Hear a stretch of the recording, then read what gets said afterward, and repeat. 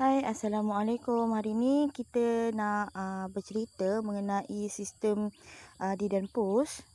Okey, sistem ni untuk peniaga dalam bidang restoran, kedai makan ataupun stall burger di tepi jalan. Okey, sistem ni menggunakan sistem MFY sepenuhnya.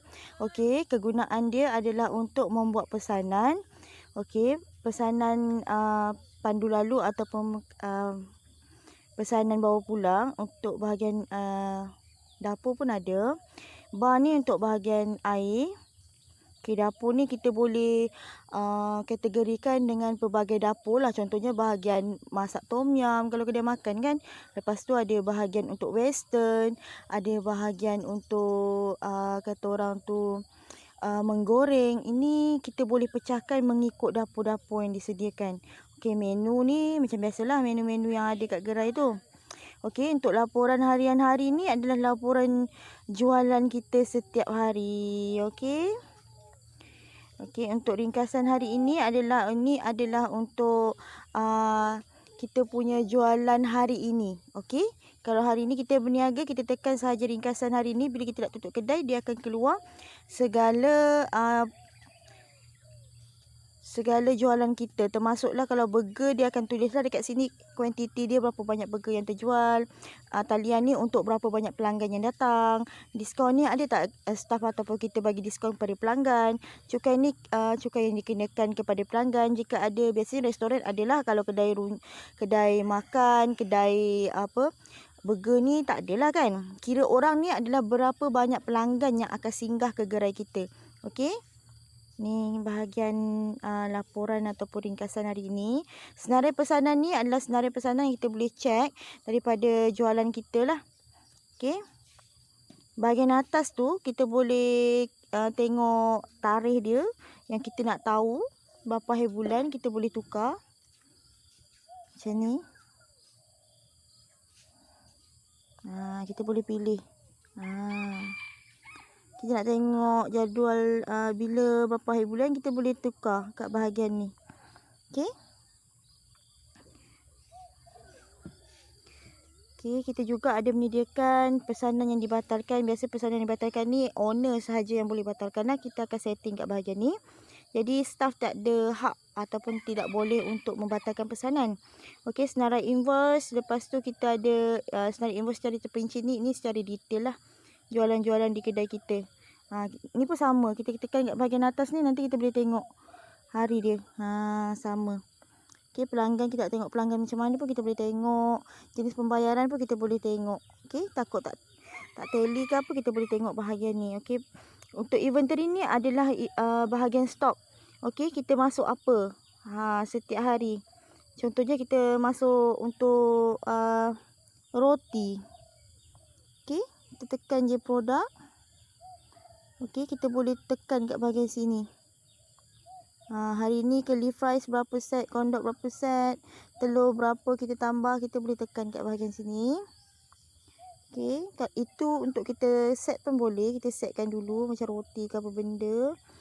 Sayur ke berapa kilo kita boleh letak kat bahagian inventory. Okey. Perbelanjaan ni adalah bahagian perbelanjaan kita. Contohnya kita pergi ke kedai membeli barangan-barangan kedai, kita just pergi saja dekat tambah ni 8 hari bulan. Lepas tu kita masuk je bahagian stok, berapa jenis pembayaran yang kita keluarkan, ikut je. Okey, macam cash ke credit card ke yang kita guna untuk pembayaran tu. Lepas tu tekan sahaja berapa jumlah dan aplikasi ni akan tolong menambah perbelanjaan kita. Setiap kali kita tekan, dia akan keluar lah bahagian tu. Okey, laporan perbelanjaan ni adalah laporan perbelanjaan kita sehari-hari. Dia akan keluar kat bahagian perbelanjaan. Laporan jualan ni, dia akan keluar laporan. Okey, ni pelbagai setiap jam. Macam Kak Ena suka guna untuk laporan jualan setiap jam. Sebab Kak Ena suka tengok graf. Okey, Kak Ena suka sangat tengok graf. Berapa terjual, Kak Ena suka. Dia akan keluar graf lah. Biasa boleh tengok kat sini. Jenis-jenis pembayaran, jenis kategori. Ini untuk bahagian laporan jualan. Dia ada penuh okey. Untuk pelanggan ni untuk kita buat database lah. Mesin ni pun boleh buat database juga. Okey, kita boleh boost untuk database juga untuk iklan. Okey, ini cara dia nak guna. Tekan saja order. Okey. Contoh dia macam ni.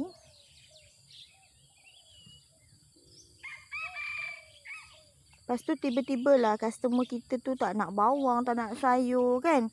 Kita tak tahu macam mana nak tekan, ataupun biasa kita akan tulis manual.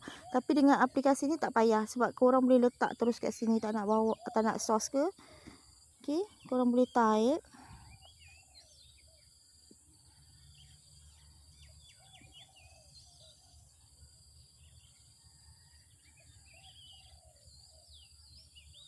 Waktu ambil order tu boleh type siap-siap apa sajalah dekat bahagian penerangan ni. So dia akan naik macam ni. Tak nak sos. Okey, macam mana nak tahu ya untuk bahagian ni? Biasa customer akan tanyalah, Kak Yana macam mana nak tahu untuk bahagian ni? Kita punya staff terima ataupun tidak apa yang kita letak dekat bahagian penerangan tu. Korang boleh buka bahagian dapur, staff pun boleh buka bahagian dapur ni. Okey, nampak tak? Untuk bahagian dapur ni dia dah tulis siap-siap. Okey, dekat bahagian pesanan tu bergayam tak nak sos. Okey, staff akan buat mengikut order yang dipesan di bahagian hadapan. Ini untuk sistem sepenuhnya kita tekan je bahagian dapur. Tapi untuk sistem di kedai, setiap staff ada, kita bagikan satu ID yang berbeza mengikut nama dia. Okey, kalau boleh tengok pasal bahagian atas ni ada nama. Ini adalah nama yang kita setkan ID staff.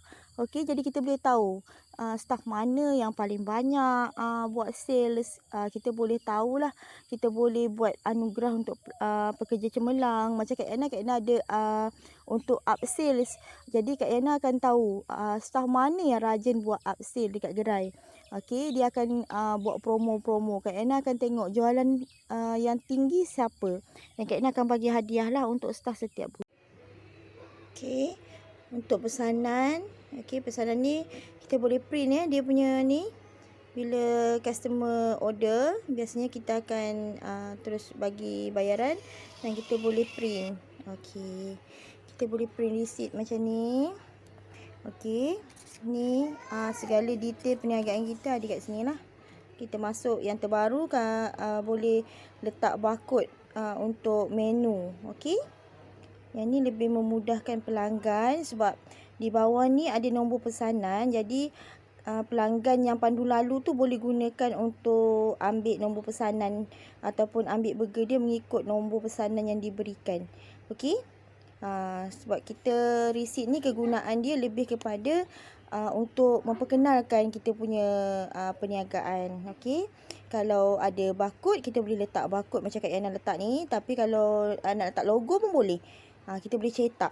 Okey, ini saja untuk penerangan Kak Yana mengenai mesin untuk hari ini. Terima kasih.